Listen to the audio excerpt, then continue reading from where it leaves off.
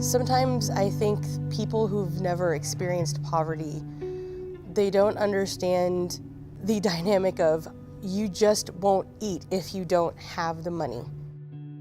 Children who live in poverty have just learned to do without, and that includes food. So they weigh and they make decisions, and parents will often have to do that. They have to make a decision. Am I going to spend this money on rent, or am I going to spend this money on groceries?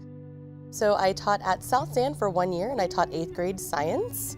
And I taught at SAISD for 2 years, and I taught 4th grade math and 8th grade science. All of the schools I taught at were Title I schools, which are schools that have a large number of children living in poverty. 100% of all of the students that I had at SAISD, and especially my 4th grade year, qualified for free breakfast and free lunch, and they also had free dinner if they were in the Stars After School program.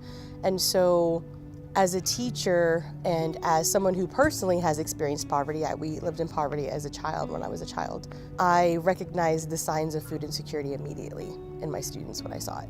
So when I taught 4th grade, I had a new little girl come in about 2 months into the year, but I started to notice that during breakfast, she was like aggressively going after her food, like trying to get in line before anybody else. She would eat it within like a minute. I'm talking like just shoving the food in her mouth. One morning she came in and we were having breakfast, and one of my students took a bite out of their breakfast bar. They didn't want it and they threw it in the trash. And as I was in the front taking attendance, I saw her get up and take that out of the trash and eat it. And it was at that moment that it really dawned on me that, oh my God, this child needs help. When I was a middle school teacher, I had a position in the cafeteria as like a breakfast monitor. I would have kids that would stand next to the trash can so that they could take the food that the children didn't want. So we would have some students that'd be like, oh, I don't want to eat this. And they'd be like, no, I'll take it. And it started to become a problem. You know, the weekends and breaks are always a scary time for these kids. They actually begin to hoard before breaks. Like we would actually see like hoarding kind of throughout the school because they knew when I get home I'm not going to have anything to eat. And so to fix that problem, we actually partnered with the San Antonio Food Bank to have a backpack program.